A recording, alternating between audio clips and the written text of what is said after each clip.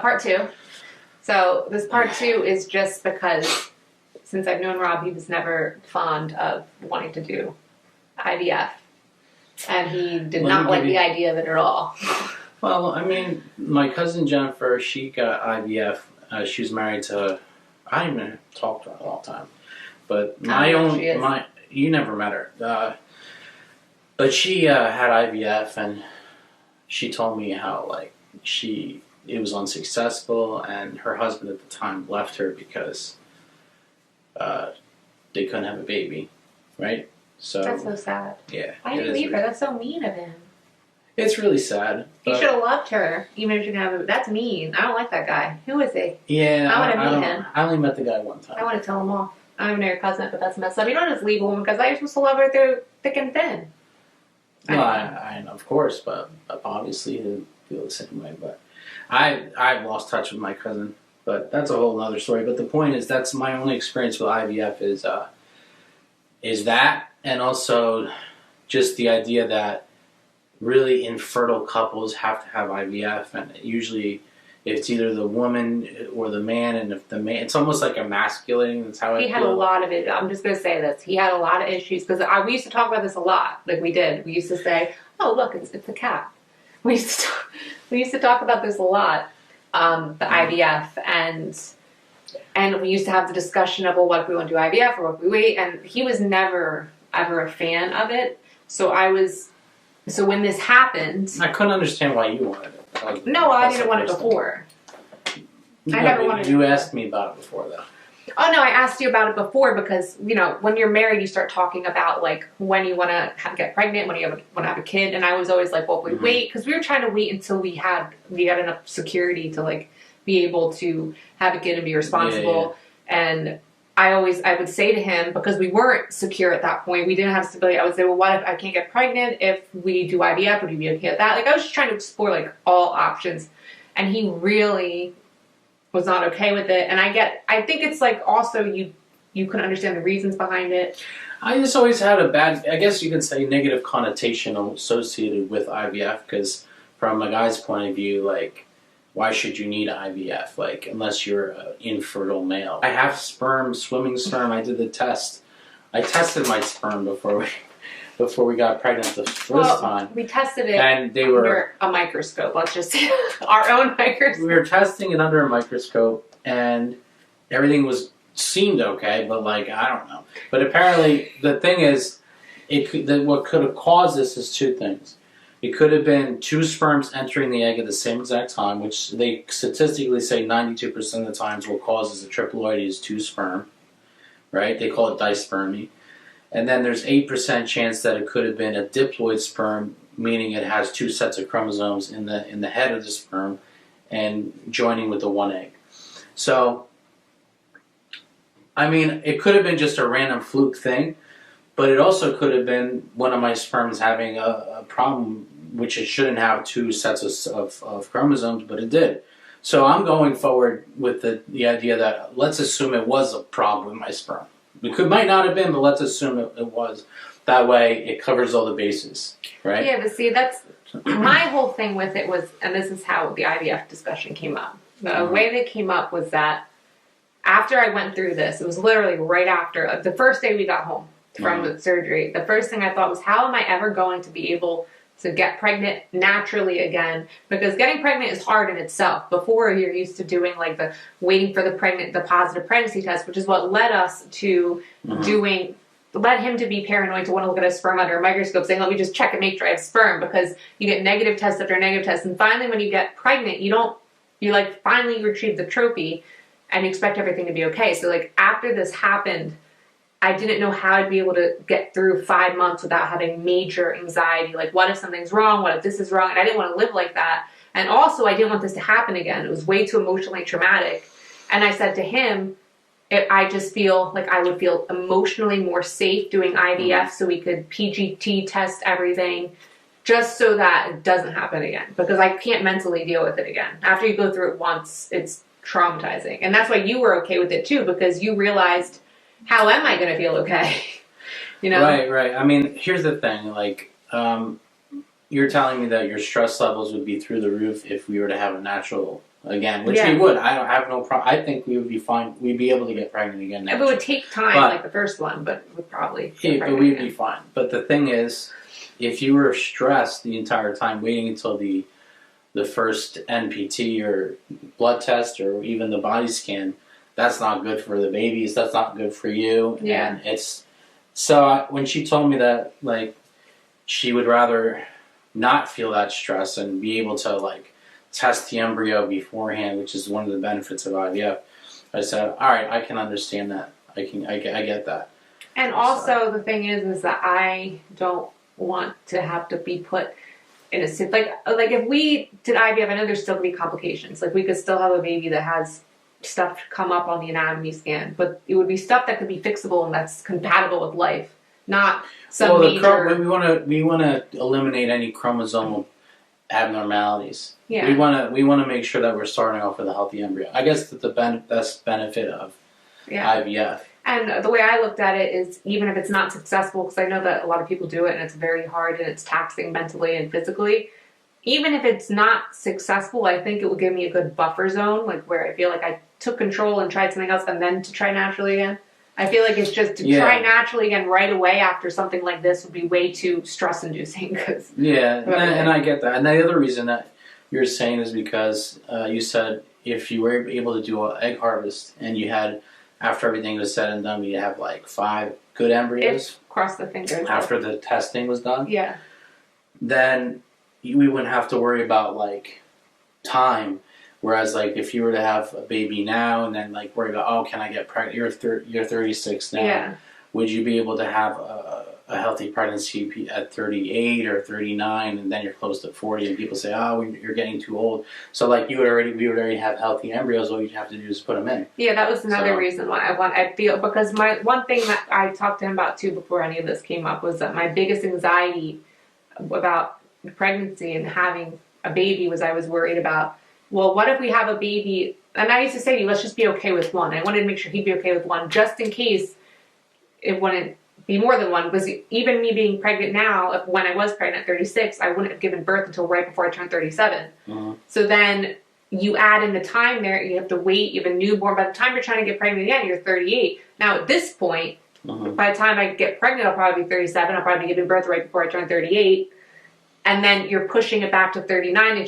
I feel better having embryos saved, because then if our kid, because you were an only child, ever says to us, I want a brother or sister, we have like an option, because I knew you were an only child and you asked your mom, didn't you? I did, but by that point my mom was definitely too old. His mom had him naturally, only child at 42, 43. Yeah. Which is another reason why it was so mind-blowing to us to, like, you just don't expect to have something that like this happen, because people have healthy children in the 40s, Yeah, it was just such a fluke thing, but it scared me. It really traumatized me. The cat is really interested in what we're saying. He's looking at the screen. He's looking at the screen. But he likes to watch TV. He thinks we're watching TV. What are your concerns now about? Do you have any concerns? About the IVF? Yeah, like have you been worried? Oh, I'm going to have to stab you with needles.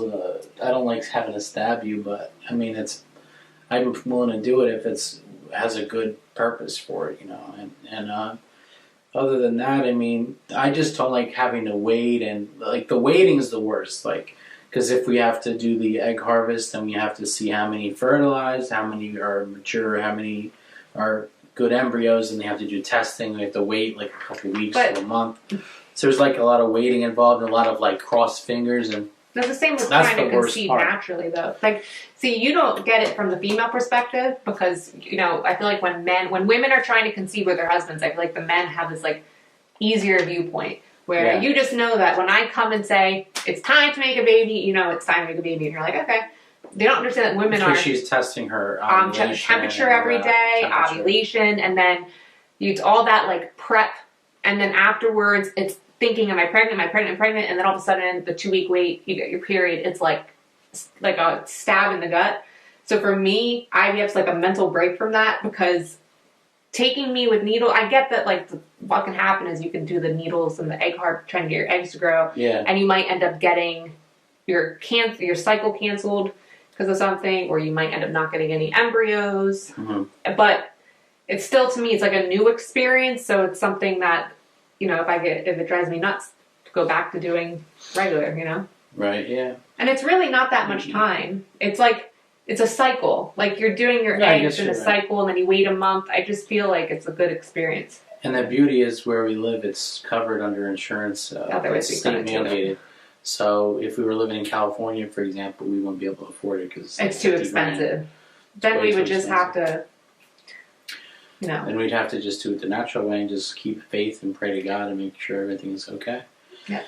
It's just a toll on your body to like go through this. But the weird thing is that when you're younger, like at least when I was younger, like I thought you have a preconceived notion about like what having a baby is going to be like with your wife, with your future wife. We had that, but it And, didn't like, end up very well.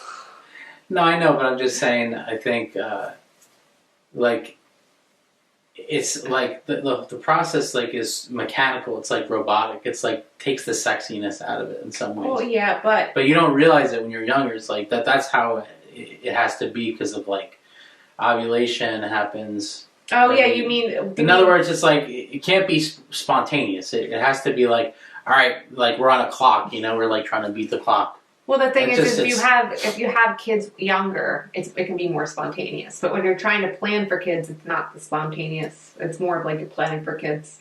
Yeah, You know yeah. what I mean? Yeah. I mean, that's just how it goes. But that's why a lot of people, even people I know who went through IVF the first time, then even though they're older, ended up getting pregnant just naturally afterwards. Because then once you have a kid, you're kind of like relaxed.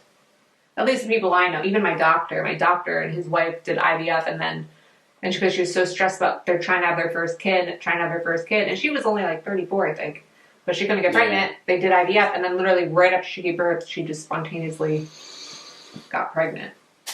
But I just think that this goes to show that it's better to have kids younger. Then you don't have to worry so but much. the thing is that a lot of people, and this is the truth with the way things are, is that a lot of people meet their partners later, or it takes a while for them to get settled. You know what I mean? Like we weren't ready to have kids until like. Well, at this yeah, point. that's true. It's just how people's lives are, or it's people's second marriage and they want to have kids with their new partner, things like that. And some people are younger but just have problems. It's just IVF is a gift to be able to help people have children. I'm just nervous about it because I know it can be very mentally taxing. It's just weird though too, because like it reminds you that we live in a futuristic world where like people are having babies in like petri dishes. I don't see it as It's like just, petri dish though. It is though, because think of it, it's like a sperm that they're injecting into your egg or whatever, and it's just Yeah, but if you it think about seems so unnatural. if you think about the process naturally, your sperm travels up to the egg, it goes in the egg, and then the whole blastocyst happens in my fallopian tube. You're just monitoring it outside of the body. It's still your sperm, my egg, and then you put it in, and then the body turns it into life. Well, I know. I'm just saying, it's it's just still different. But the thing is, what was I going to say? Oh, I was worried because I told you I was worried about like the sperm is supposed to fight over the egg, Yeah. right? And the strongest sperm is supposed to win. That's the way it's supposed to work. But when you try to control the process, like you're almost playing God in a way. Lots right? of people have problems with that, but I don't look at It's it like just, that. but I said, if you want to do it that way, it makes you feel comfortable. See, that's fine. We're very big. I get it. We're very big in our faith, even though some people might see this video and think that we're horrible people because we went through a TFMR. We're very strong in our faith, and the one thing that I think is, I look at it like this: God helped with science to help people struggling in this day and age to have babies, and it's actually a gift. Secondly, I think that even if the person's putting the strongest sperm in, you have to look like this. The weaker sperm would die in the cervix. They would die going up to the uterus. They would, they get stuck. They'd be the strongest ones racing. So the person picks the strongest sperm, puts it in. Well, if you think about it, though, I get what you're saying, but how would they know which is the strongest? Oh, they sperm? know. They look at it. Morphology, Like, do they have like A a microscope. competition no, where they have the sperm competing against one another, and then they could tell which one is the strongest? Well, sperm? no, They don't but know by looking at it. I They could- look the same. when I looked at your sperm, I could see which ones were weird. Yeah, but like the ones that were normal, they looked normal. There are a lot of them, so they look the same. So All like, I out of know- all those, how would you know which one's I the know strongest? that they You have know what better microscopes. If Audrey, my Audrey nurse, that's my friend who might be watching this. I think she told me that she used to work where she studied that, but they have better microscopes, and they know what they're doing. They're picking out the strongest one, the best swimmer, and the best attractive looking swimmer. They know what they're doing. It works. Most attractive one. There's probably a handsome sperm in there. There's probably and I'm just saying it works that way. But the thing that scares me is my biggest thing is like, what if we don't get any good embryos? That could happen. That's the weird thing, because we were looking into it. I mean, Michelle's doing a lot of research. I'm on everything. I mean?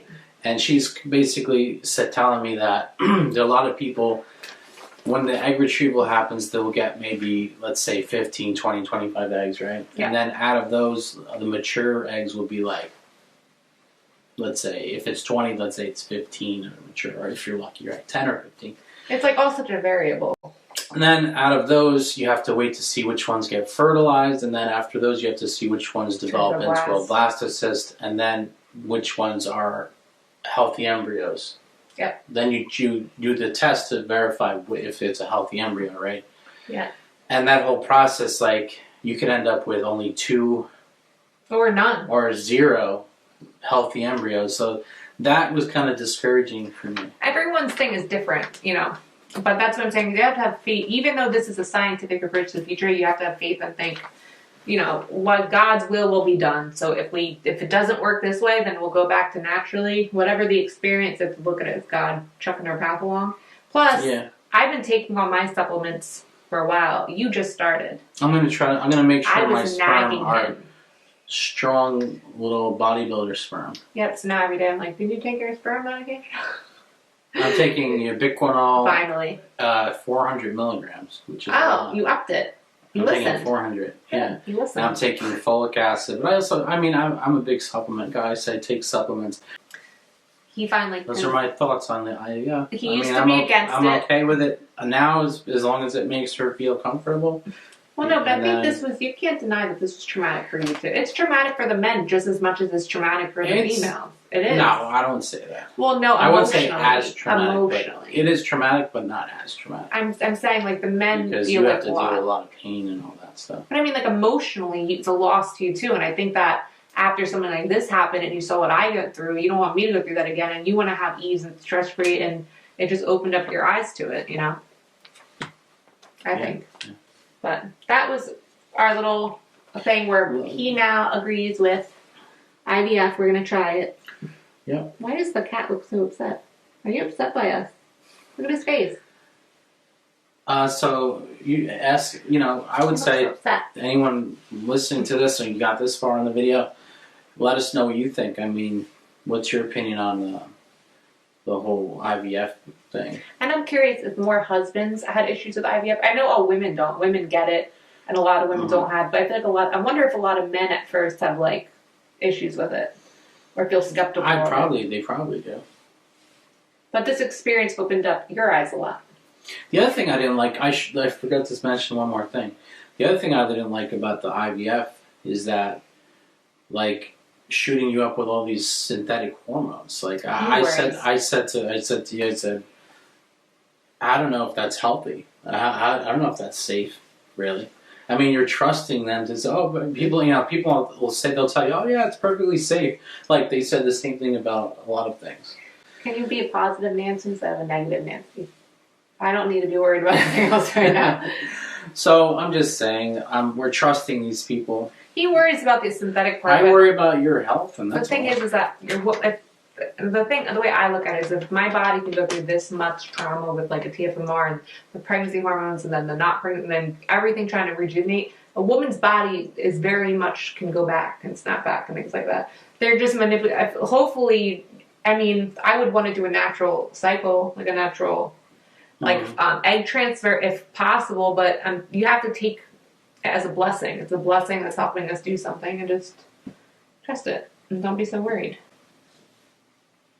We'll update you on the whole process. Wait, when's our appointment? Our first appointment? Next month, right?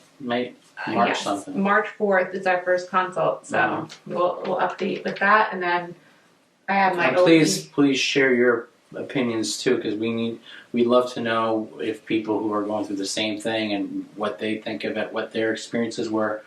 And if we can help each other out, that'd be great. It would. Because, I mean, and hopefully this has helped someone else. Maybe we can motivate other people to, keep on pushing on.